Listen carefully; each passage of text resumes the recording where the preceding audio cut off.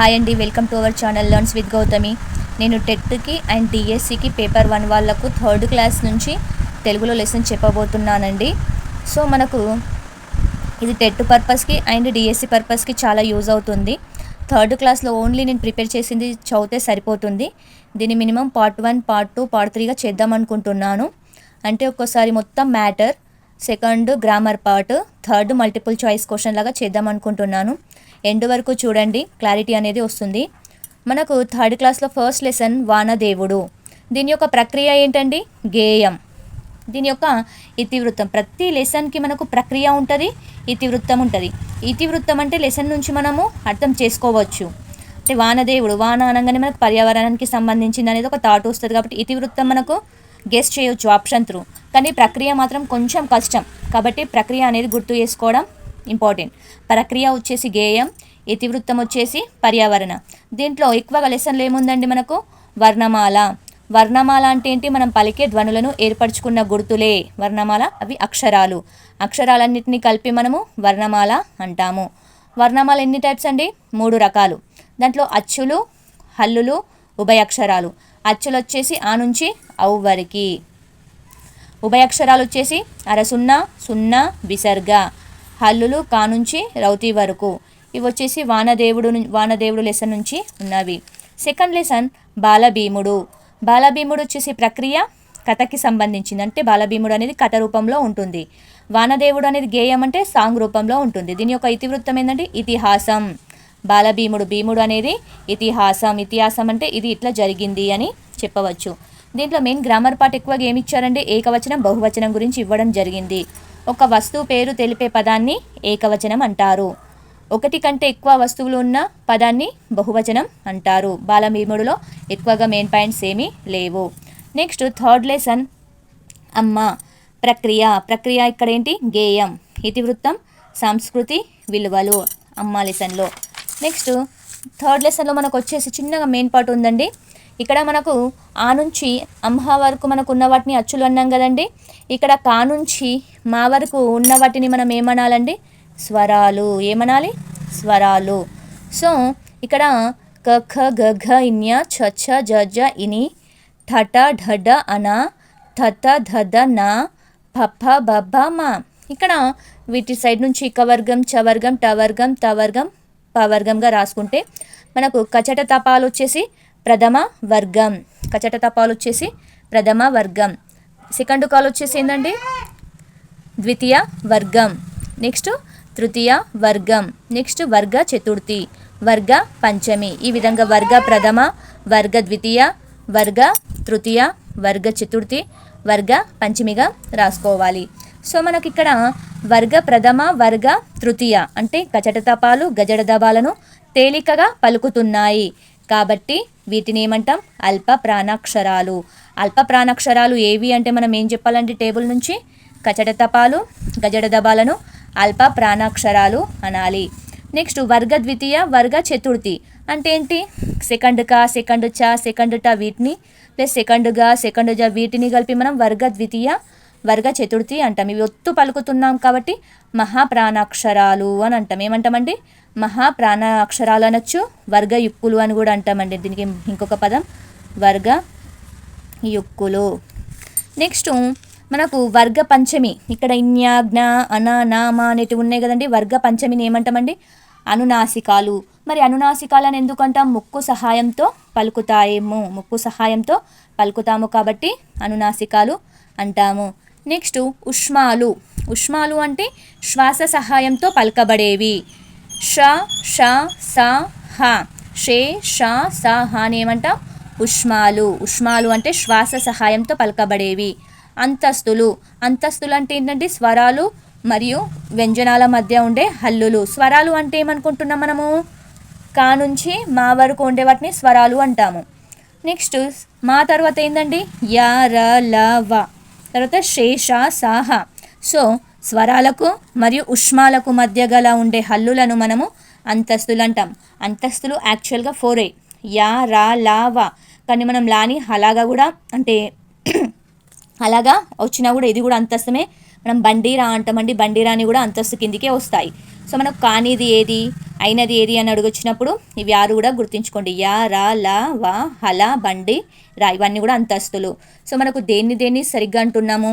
అల్ప ప్రాణాక్షరాలంటే ఏంటి, మహాప్రాణాక్షరాలంటే ఏంటి, స్వరాలు అంటే ఏంటి, నెక్స్ట్ ఉష్మాలు అంటే ఏంటి, అంతస్తులు అంటే ఏంటి, క్లారిటీ అనేది ఉంటే మనకు ఎలిమినేషన్ మెథడ్ నుంచి మనం ఈజీగా గ్రామర్ పార్ట్ చేయొచ్చు. నెక్స్ట్ దయ అనే లెసన్ ఉందండి. సి, కఠినంగా ఉండడం కంటే ప్రేమ దయ ఉన్నవారికి అందరి మన్నన దొరుకుతుందని తెలిపే కథ దయ. ఏంటంటే కఠినంగా ఉండడం కంటే ప్రేమ దయ గుణం ఉంటే బాగుంటుందనేది దయ అనేది ఒక చిన్న పారాగ్రాఫ్గా ఇచ్చాడు. దీంట్లో కపిలావాస్తు నగర పాలకుడు ఎవరండి? శుద్ధోధనుడు. కపిలావాస్తు నగర పాలకుడు శుద్ధోధనుడు. నెక్స్ట్ శుద్ధోధనుడి కుమారుడు గౌతముడు. గౌతముడికి ఉన్న మరో పేరే సిద్ధార్థుడు. సిద్ధార్థుడు స్నేహితుడు దేవదత్తుడు. దేవదత్తుడు హంసను కొట్టాడు. సో దేవదత్తుడు దగ్గరికి హంస పోదు. ఎందుకు పోదంటే కఠినంగా ప్రవర్తన వలన. అదే గౌతముని వద్దకు వెళ్ళింది, ఎందుకంటే అతను ప్రేమగా పిలవగాలి. సో దయ అనేది ప్రతి ఒక్క జీవి మీద దయా కరుణ అనేది ఉండాలి. నెక్స్ట్ లెసన్, 4th లెసన్ మన పండగలు. ప్రక్రియ, మన పండుగలలో ప్రక్రియ ఏంటండి? సంభాషణ. సంభాషణ అంటే ఏంటండి? ఇతరులు ఒకరు మాట్లాడుకోవడాన్ని సంభాషణ అంటారు. దీని యొక్క ఇతివృత్తం ఏంటంటే పండుగలు అనగానే సంప్రదాయం, సంస్కృతి లాంటి పదాలు గుర్తుకొస్తాయి. ఇతివృత్తాన్ని గుర్తించడం చాలా తేలిక. ప్రక్రియని మనము లెసన్ నుంచి చూడొచ్చు. నెక్స్ట్ ఇక్కడ ఫస్ట్ ఉగాది. ఉగాది ఎప్పుడు వస్తుందండి? చైత్రమాసంలో మొదటి తిథి పాడ్యమి రోజు జరుపుకుంటాము. శ్రీరామనవమి చైత్రమాస శుద్ధ నవమి రోజు జరుపుకుంటాము. ఆ రోజు సీతారాముల కళ్యాణం కూడా అవుతుంది. దసరా. దసరా అనేది ఏంటండి? అశ్వయుజ మాస శుద్ధ దశమి రోజు జమ్మి చెట్టు పూజ. ఆ రోజు జమ్మి చెట్టు పూజ చేస్తారు, పాలపిట్టను కూడా చూస్తారు. దీపావళి ఎప్పుడు వస్తుందండి? దసరా అయినా 20 డేస్కి అమావాస్య రోజు దీపావళి వస్తుంది. నెక్స్ట్ వినాయక చవితి, వినాయకుడు పుట్టినరోజు. నెక్స్ట్ వినాయక చవితి ఎప్పుడండి? వినాయక పుట్టిన రోజు. సంక్రాంతి, సూర్యుడు మకర రాశిలో ప్రవేశించే రోజు. శివరాత్రి, శివలింగోద్భవం జరిగిన రోజు. రంజాన్, ఇస్లాం క్యాలెండర్లో ఒక నెల. ఈ రంజాన్ రోజు ఏం జరిగిందండి? ఖురాన్ గ్రంథం అనేది ఉద్భవించింది కాబట్టి ఆ రోజు రంజాన్గా జరుపుకుంటారు.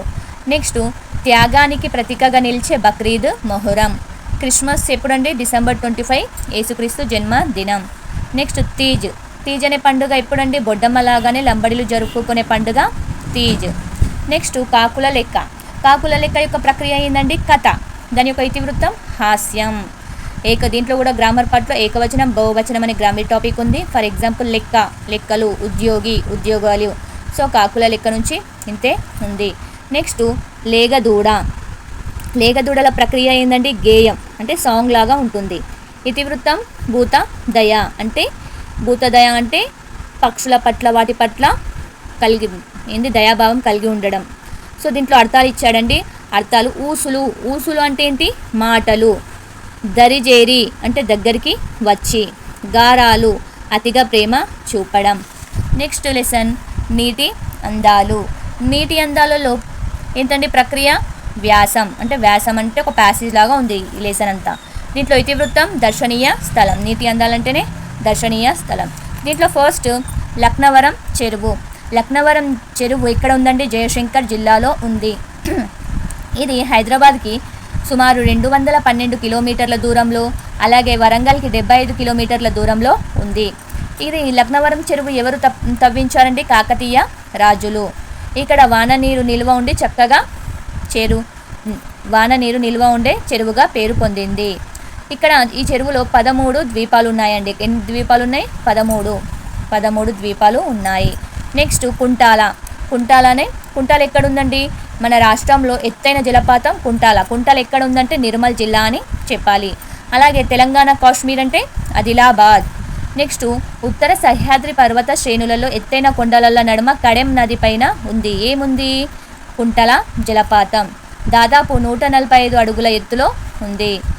నెక్స్ట్ శకుంతల, దుష్యంతల కథలో శకుంతల ఇక్కడే నివాసం ఉన్నట్టు ఉంది లెసన్లో. నెక్స్ట్ నాగార్జున సాగర్. ప్రపంచంలోనే అతి ఎత్తైన రాతి కట్టడం. ఇది రాతి కట్టడం.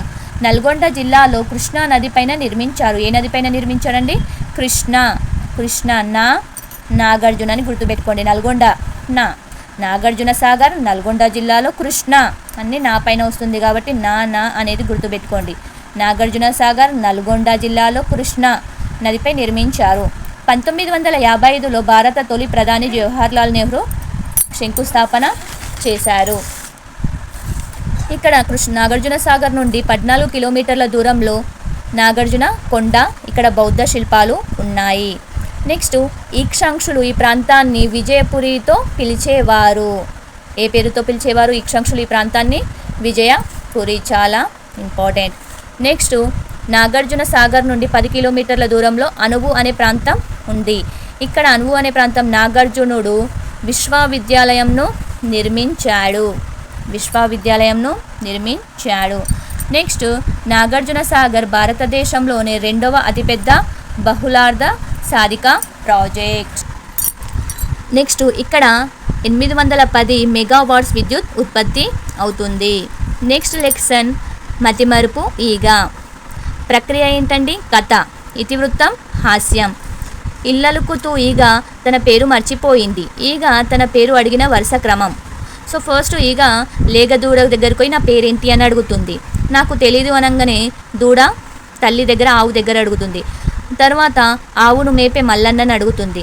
తర్వాత నీడనిచ్చే చెట్టును అడుగుతుంది. తర్వాత చెట్టు కిందున్న గుర్రంను అడుగుతుంది. తర్వాత గుర్రం కడుపులో పిల్ల పేరు చెప్తుంది. ఈ విధంగా మతిమరుపు ఈగ అనేది లెసన్ ఉంది. నెక్స్ట్ లెసన్ ఏమేమి చూడాలి. ఏమేమి చూడాలిలో ప్రక్రియ గేయం, ఇతివృత్తం, ప్రకృతి పరిశీలన. నెక్స్ట్ లెసన్ వేమన శతకం. వేమన శతకం ప్రక్రియ ఏంటండి? పద్యాలు, ఇతివృత్తం, విలువలు. దీంట్లో కొన్ని మీనింగ్స్ ఇచ్చారు.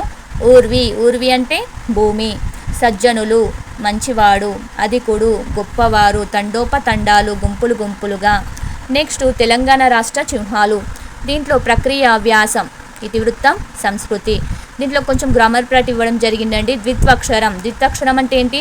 ఒక హల్లుకు అదే హల్లు ఒత్తు చేరితే దాన్ని ద్విత్వక్షరం అంటారు. కాకి కావొత్తు, నాకి నావొత్తు. సో ఇది అందరికీ తెలిసిన విషయమే, కాకపోతే లెసన్లో ఉందని చెప్తున్నాను. నెక్స్ట్ సంయుక్తాక్షరం. ఒక హల్లుకు మరో హల్లు ఒత్తు చేరితే దాన్ని మనం సంయుక్తాక్షరం అంటారు. సో లాకు వావొత్తు, కాకు నావొత్తు, ఈ విధంగా వస్తుంది, అది సంయుక్తాక్షరం. నెక్స్ట్ తోటతల్లి ప్రక్రియ ఏంటి? గేయం, ఇతివృత్తం, పర్యావరణం. దీంట్లో మళ్ళీ సంశ్లేషాక్షరం, ద్విత్వక్షరం, సంయుక్తాక్షరం, సంశ్లేషాక్షరం. ఒక హల్లుకు 2 హల్లులు ఒత్తులు చేరితే దాన్ని సంశ్లేషాక్షరం అంటారు. ఫర్ ఎగ్జాంపుల్ లక్ష్మి ఉందండి. ఈ క్ష్మీలో షా ఒత్తు, మీ ఒత్తు, ఈ విధంగా 2 ఒత్తులు రావడాన్ని మనము సంశ్లేషాక్షరం అంటారు. నెక్స్ట్ మహాత్ముడు. ఇక్కడ మహాత్ముడులో ము అనేది ఉంది కదండి, మరి ఇది ఏమక్షరం అంటే సంయుక్తాక్షరం. తాకు మా ఒత్తుంది కాబట్టి సంయుక్తాక్షరం అంటారు. నెక్స్ట్ 13 లెసన్ మహాత్ముడు. దీంట్లో ప్రక్రియ ఏంటంటే వ్యాసం, ఇతివృత్తం, స్ఫూర్తి. దీంట్లో అర్థాలు ఇవ్వడం జరిగింది. అహింస, హింస లేని, వృధా, అనవసరంగా, మహనీయుడు, గొప్పవాడు. ఓకే. నెక్స్ట్ 14 చెట్టు కోరిక. దీంట్లో ప్రక్రియ వచ్చేసి కథ, ఇతివృత్తం వచ్చేసి సృజనాత్మకత. ఇవి వచ్చి మనకు 3rd లెసన్లో ఉన్న 14 సంసిద్ధ పాఠాలు. ఇది మనకు ఈ విధంగా కొంచెం ప్రిపేర్ అయితే సరిపోతుందండి. 3rd క్లాస్లో ఎక్కువ పాయింట్స్ లేవు. నెక్స్ట్ నేను గ్రామర్ పార్ట్ చేస్తాను, తర్వాత మల్టిపుల్ చాయిస్ క్వశ్చన్ చేస్తాను. సో వీడియో నచ్చితే like, share and subscribe for more videos. Thank you.